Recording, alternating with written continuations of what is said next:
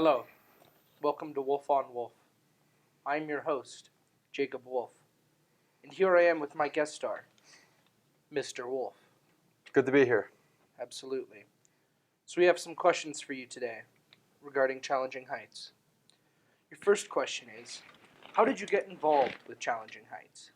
Good question. I met the founder of the school, James Kofi Annan, when I was teaching in North Carolina, and his story really resonated with me, and I felt like it would be a great way to not only help a school in Africa that really needs it and help his mission of saving a lot of kids from slavery, but also teaching students that are in America a few things about like how they can help others and just give them the understanding that the world is big and that I think we all need to partake in our own ways of helping out society as in general. Absolutely, absolutely.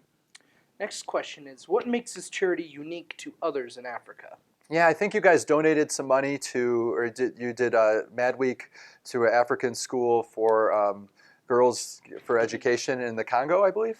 And I think that there's a lot of schools similar to that, and I think education, a lot of students that are listening to this know that human population control and things like that with helping out society and working with food and all the problems we have is educating kids, educating people, especially in third world countries. So education is huge, but I think what separates this school is that we're not only educating kids, we're also saving kids from trafficking. They're being put in positions where they're taking their freedom away, and I think this school not only supports them and gets them in the right position to get their freedom back, but also kind of educates them as well. So it has a combination that I haven't seen any school like that. So I felt that was pretty unique. An important question for students who have donated their money is, where does all the money raised for Challenging Heights actually go? It's a good question. I think everyone listening to this needs to know that the money, you're going to see this money. They're classrooms, and the classrooms are needed for the kids they can expand the classes and make them so there's 80 kids to a classroom right now, and as you know, some in humanities probably know that 30 to 40 to 50 is an extreme amount. Well, we're talking about 80 little kids.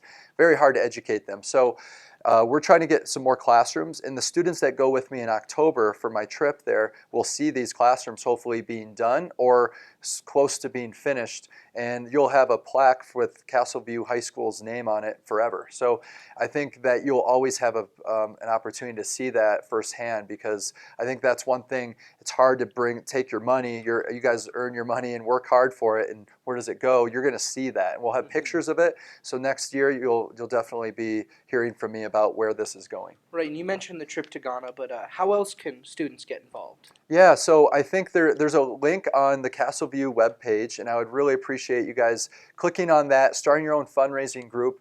I think there's a lot of family members that do not know about Challenging Heights that would love to support Challenging Heights and support you. And all you have to do is make your own fundraising group. We're going to honor the top fundraiser and the academy that raises the most money with some things that Challenging Heights would like to donate as gifts to you. So try to do that, and also just partake in Mad Week. We have a few more days, and we'd love to see you out there. Absolutely. And one last question for you. Very important question. Right. Which academy do you think is going to raise the most money? I would love BHS. That's my academy, but I've heard really good things from the others. I mean, even Mosaic, who had the lowest amount, still had the lowest amount of students. So I know that they raised probably the most per student. Selfishly, I'd love my academy to represent. Absolutely. Thank you, Mr. Wolf. Thank you.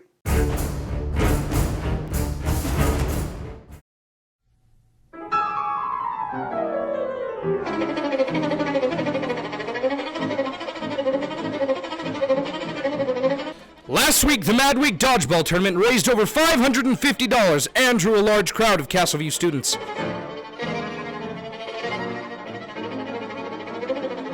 Over the course of the week, 12 teams went head-to-head and battled to be the last team standing.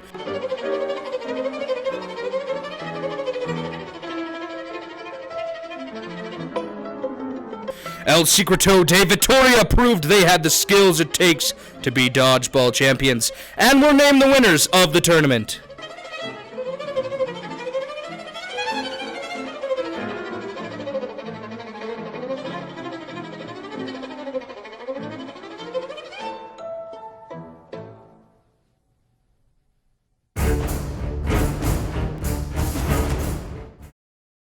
Last Wednesday, Castleview came together to participate in Mad Week's annual student staff basketball game.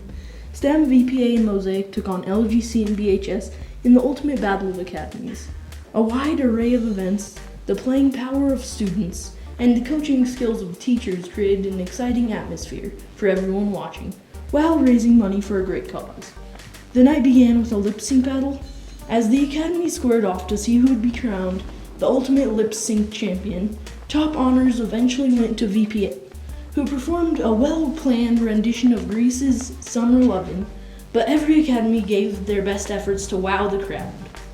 Many other activities took place throughout the game, including a rather unique obstacle course, a trivia challenge, and a rigorous test of each academy's Marshmallow Tower building skills. So it's just fun to see all the kids kind of come out and be goofy and have a good time, so that's why I wanted to participate. So last year I just came as an audience member and it looked like it was a lot of fun. People were having a lot of fun doing things, so it's cool to actually be a part of it this time and be in the game. I got into coaching because of Mr. Dave Barrett. He decided that announcing was more his game, and so I became the coach. All right. I think it's a good community event. We get involved with people outside of the school who can come and kind of just be goofy and see a fun event.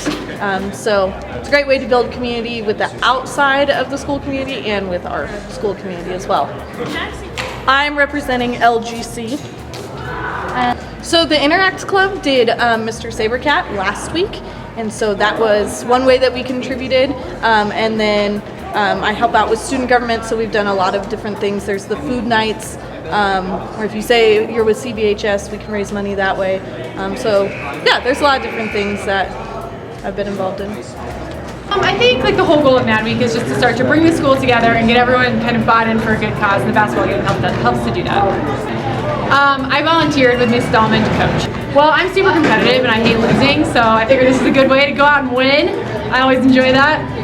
STEM, the best academy. No, I've given some money and, I like coming and doing this. I think it's a lot of fun. Yes, it was horrible. I played and got voted the weakest link of the team. It's just fun to participate in. When it gets really competitive, that's when it's fun. At tip-off, the game appeared close, but mere minutes into the game, the outcome became apparent. Taking an early lead and refusing to let up, the team of STEAM, VPA, and Mosaic obliterated LGC and BHS by 17 points. With a final score of 66-49, LGC and BHS may have refused to make a basket, but they certainly helped a large sum of money for Challenging Heights, along with everyone who attended or participated in the night's various festivities.